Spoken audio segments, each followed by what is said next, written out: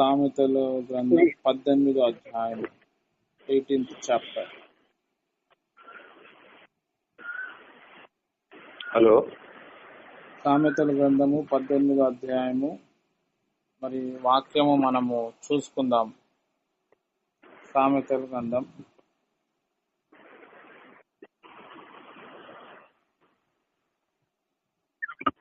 సామెతల గ్రంథం 18వ అధ్యాయము మొదటి వచనం నేను చదువుతాను, వినండి. వేరుండ గోరువాడు స్వేచ్ఛానుసారంగా నడుచువాడు, అతివాడు లెస్సైన జ్ఞానమును విరోధి. బుద్ధిహీనుడు వివేచన యందు సంతోషింపక తన అభిప్రాయములను బయలుపరచుట యందు సంతోషించును. భక్తిహీనుడు రాగానే తిరస్కారం వచ్చును, అవమానము రాగానే నింద వచ్చును. మనుషుని నోటి మాటలు లోతు నీటి వంటివి, అవి నది ప్రవాహం వంటి జ్ఞానపు ఊట వంటివి. తీర్పు తీర్చుటలో భక్తిహీనుల ఎడల పక్షపాతం చూపుటకు, నీతిమంతులకు న్యాయం తప్పించడం క్రమం కాదు.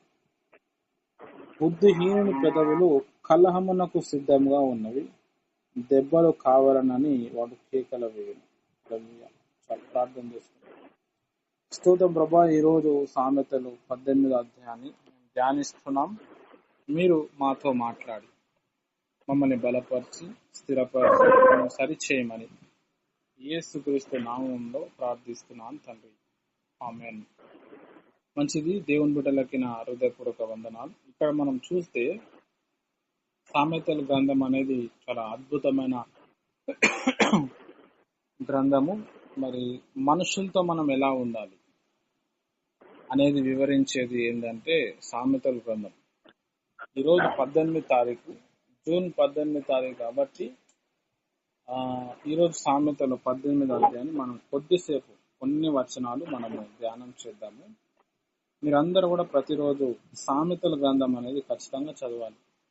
రోజుకి ఒక చాప్టర్ అయినా, ఒక అధ్యాయం అయినా చదవాలి. ఆ రోజుకు కావాల్సిన విషయాలు అందులో చాలా ఉంటాయి అన్నమాట, చాలా ఇంపార్టెంట్. హల్లెలూయా. ఇక్కడ మనం చూస్తే 18వ అధ్యాయంలో వేరుండ గోరువాడు స్వేచ్ఛానుసారంగా నడుచువాడు, అట్టివాడు లెస్సైన జ్ఞానముకు విరోధి. బుద్ధిహీనుడు వివేచన యందు సంతోషింపక. ఎవరైతే వేరుగా ఉండాలి, నాకు నేను ఒంటరిగా ఉండాలి, ఇండిపెండెంట్ గా ఉండాలని అనుకుంటారు కదా, వాళ్ళు స్వేచ్ఛగా ఉండాలని అనుకుంటున్నారు. హల్లెలూయా. అలాంటి వారు గొప్ప జ్ఞానముకు విరోధి అని అంటున్నారు. చాలా చాలా డీప్ మాట చెప్తున్నారు. అంటే దేవుని ప్రియమైన వారలారా, శ్వేత ఈ కిటికీ క్లోజ్ చేయవా?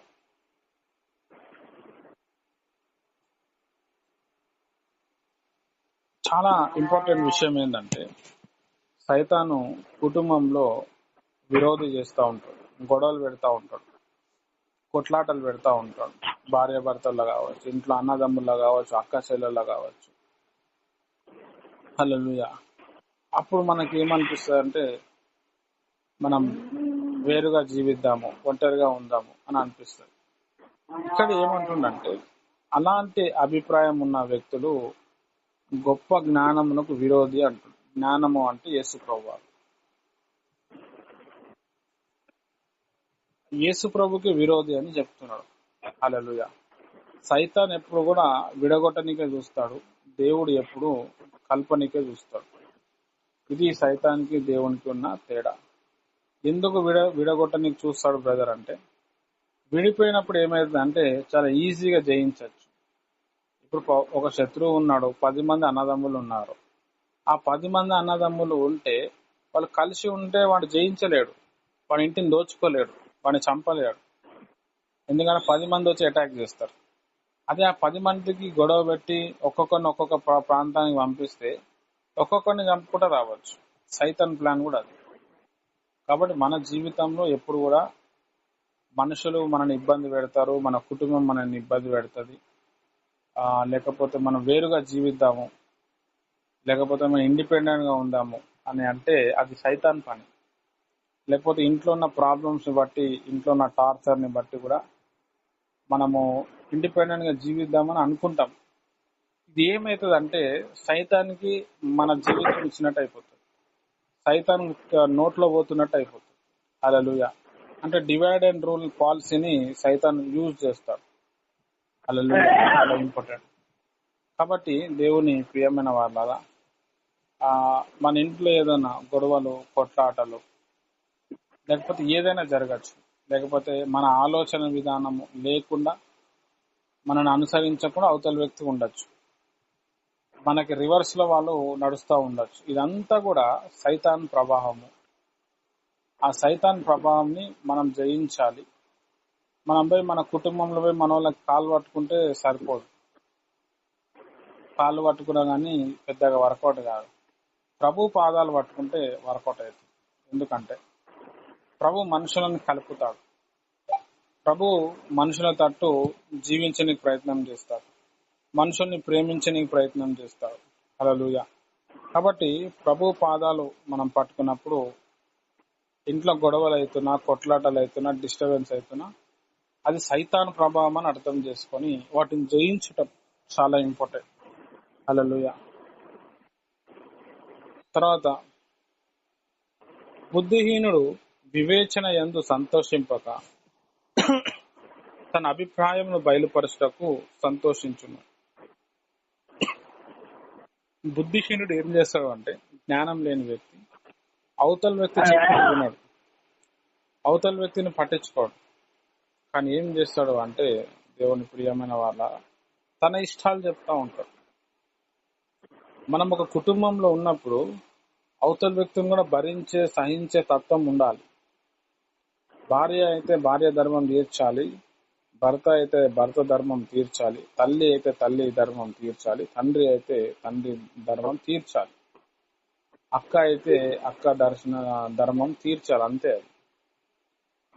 అట్లా కాకుండా నేను వేరుగా జీవిస్తా, నేను చెప్పినట్టు వింటేనే నేను వర్కౌట్ చేస్తా, మీతో ఉంటా అంటే వాడు బుద్ధిహీనుడితో సమానం అని ఇక్కడ చెప్తా ఉన్నారు. ఎందుకు అని అంటే, బుద్ధిహీనుడు అవతల వ్యక్తి చెప్పింది వినాడు, ఈయన చెప్పిందే వినాలంటాడు, నాదే కరెక్ట్ అంటాడు, నేను చెప్పినట్టే నువ్వు వినాలని అంటాడు. అది దేవుని బిడ్డల యొక్క లక్షణం కాదు.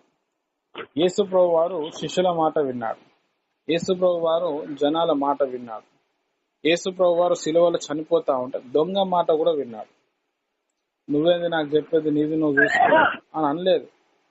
సరే నువ్వు చెప్తున్నావు కదా, దాని ప్రకారం నేను వింటాను అన్నాడు.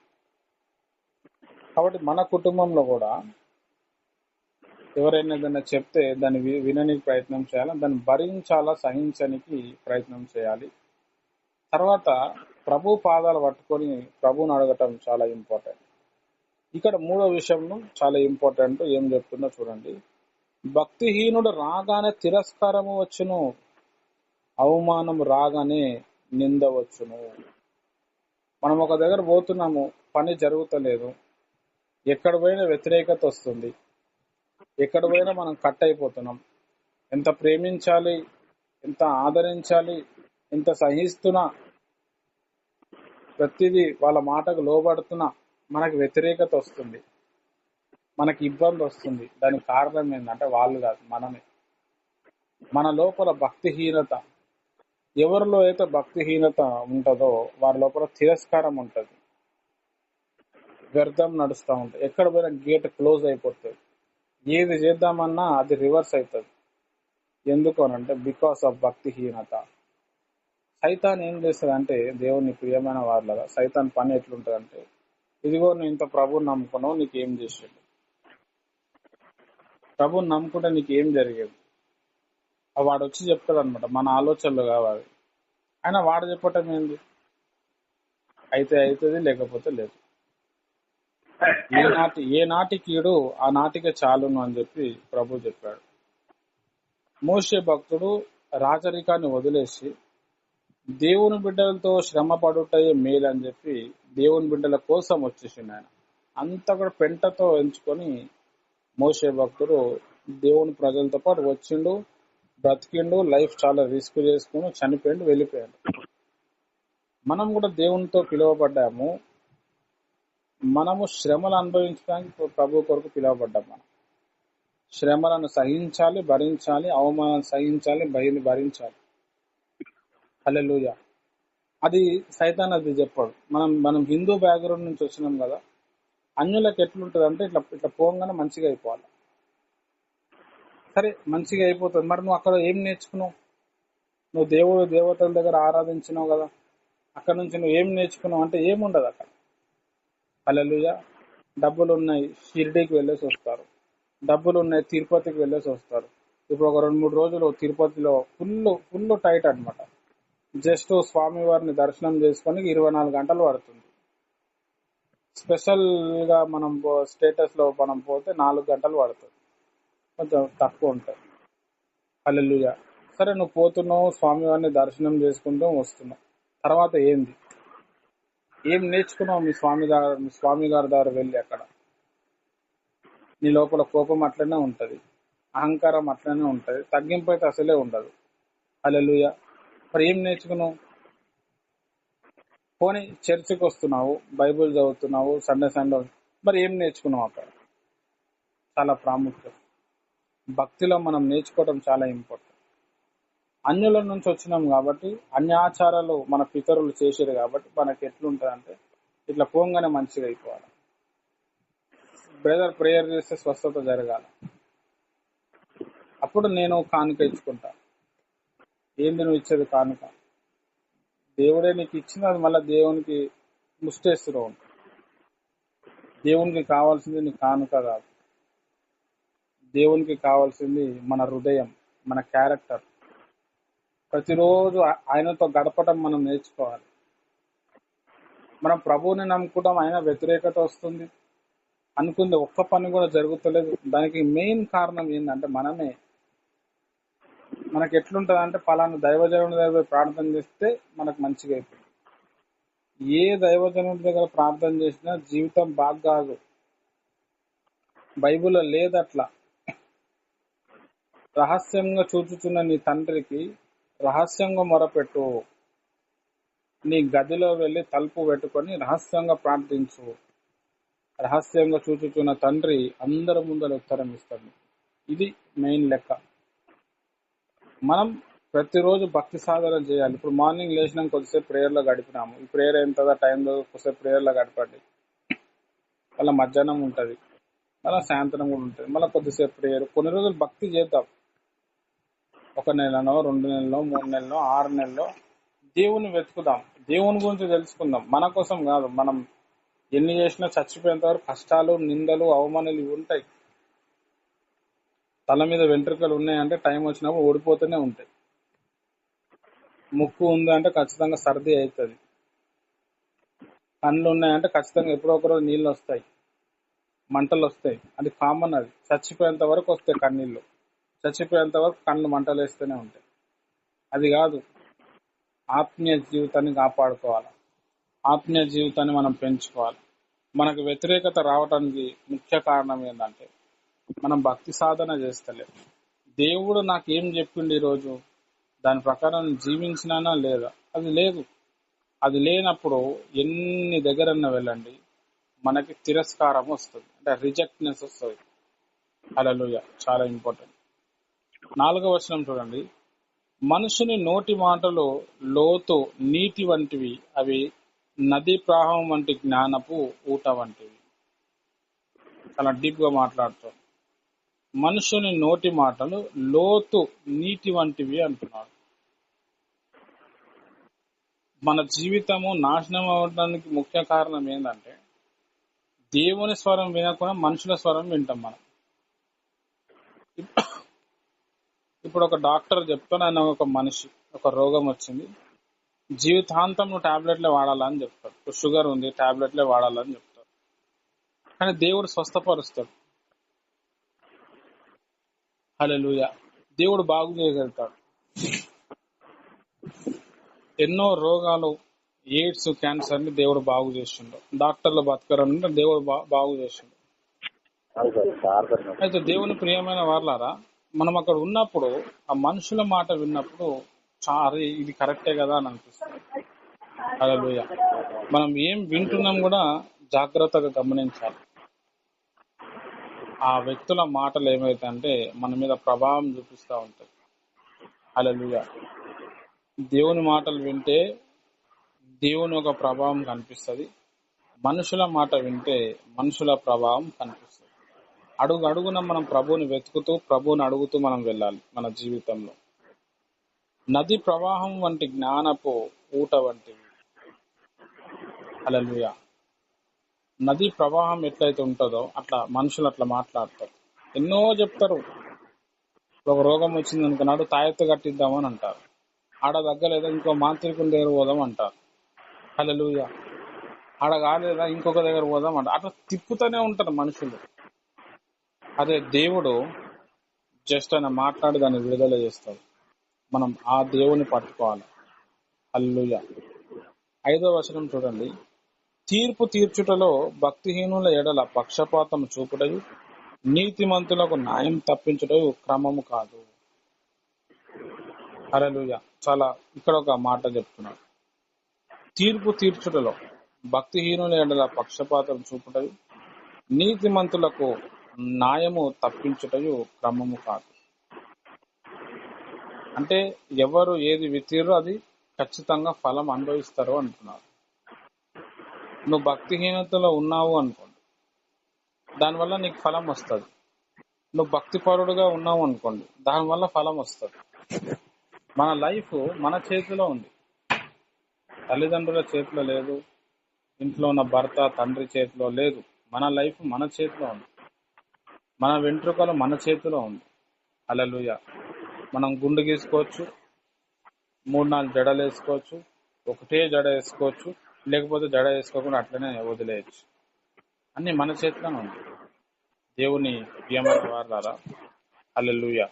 కాబట్టి మనం ఆలోచించాలి. ఒక వ్యక్తి మనకు ఏదైనా చెప్పినప్పుడు, ఏ వ్యక్తి అయినా కావచ్చు, ఆయన దేవుని గురించి చెప్తుండా సొంత లోకం గురించి చెప్తుండా, ఆత్మీయత గురించి చెప్తుండా, సరే ఫాలో అయిపోదాం.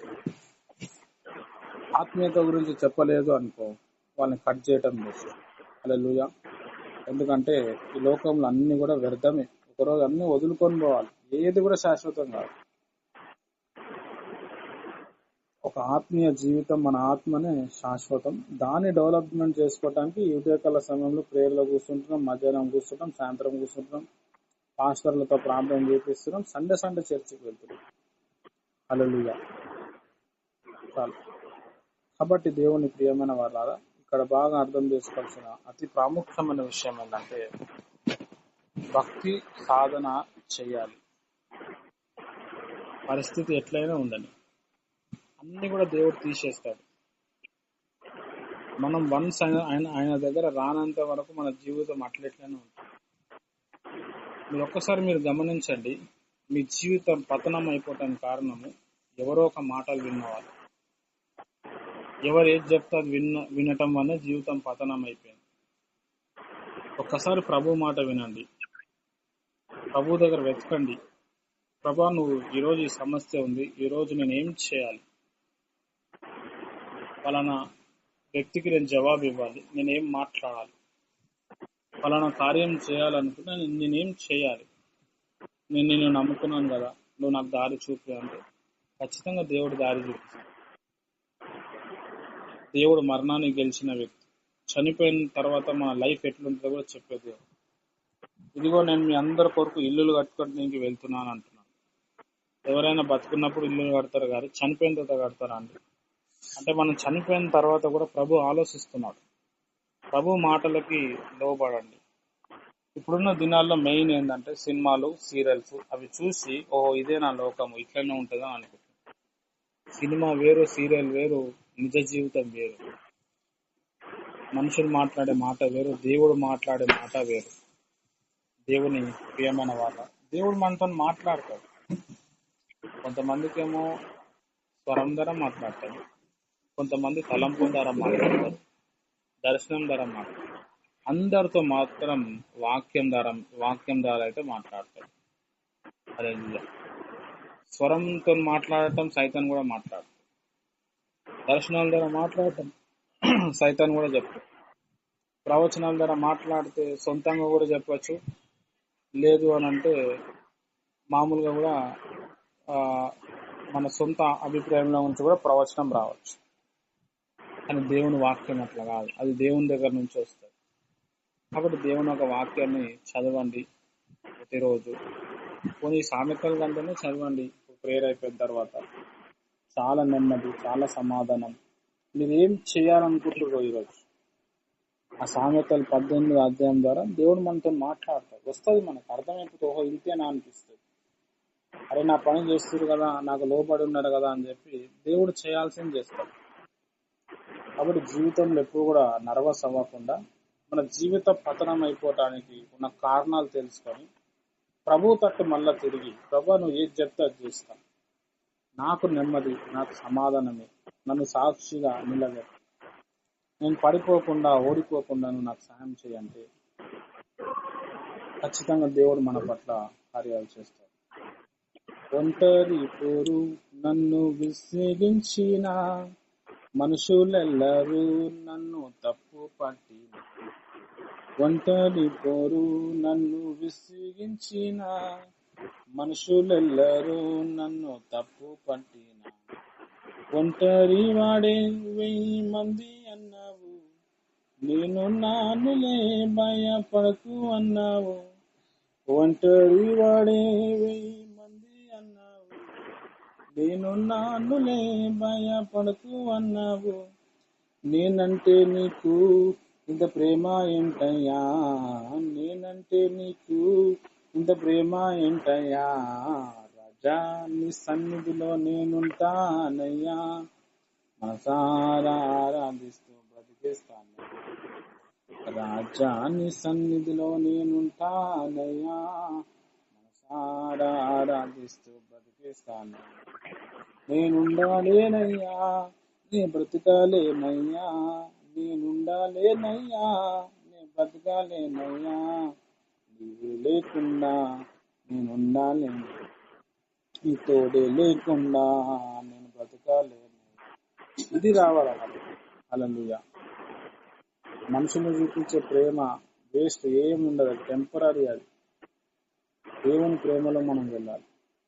అది భర్త కావచ్చు, తండ్రి కావచ్చు, దైవజనుడు కావచ్చు, తల్లి కావచ్చు, ఎవరికి ఆ ప్రేమ లేదు, ప్రభువుకి ఆ ప్రేమ ఉంది. ఆ ప్రేమను మనం పొందుకొని ఆ ప్రేమలో లీలమవుతూ ప్రభువుని చూస్తూ ప్రభు పరిచర్య చేస్తూ ప్రభు దగ్గరికి వెళ్ళిపోవాలి. ఇది క్రైస్తవ జీవితం, దేవుడు కోరుకుంటున్న జీవితం. మంచిది. దేవుడి మాటలు దీవించును గాక. మనం ప్రార్థన చేస్తాం. స్తోత్రం తండ్రి, పరిశుద్ధమైన దేవానికి వందనాలు. ఈ వాక్యము నీళ్ళు కట్టి ఫలించలాగున సహాయం చేయి. నెమ్మది, సమాధానం, సంతోషం ఈ బిడ్డ ఆశతో వచ్చిన వారి ఆశలను తీర్చు. పలుకున్న బంధకాలు, బలహీనతలు కొట్టివేయి. ఈ లోకంలో ఎలా జీవించాలో మీరు నేర్పించు. సైతాన్ సమస్యల నుంచి విడుదల దయచే ప్రభా. ఈ రోజు మేము సైతాన్ మాట విన్నాం. ఈ రోజు నుంచి నీ స్వరం వినుటకు మీరు మాతో మాట్లాడు. మాకు కనిపించు, అందరికీ కనిపించు. మాతో మాట్లాడు, అందరితో మాట్లాడు. ప్రభు అయిన యేసు క్రీస్తు నామంలో ప్రార్థిస్తున్నాను. ఆమేన్. ప్రభు అయిన యేసు క్రీస్తు కృప, తన యొక్క పరిశుద్ధ ఆత్మ సహవాసం ముఖ్యంగా మీకు సదాకాలంతో నడిపించిన గాక. ఆమేన్. అందరికీ praise the lord. Thank you.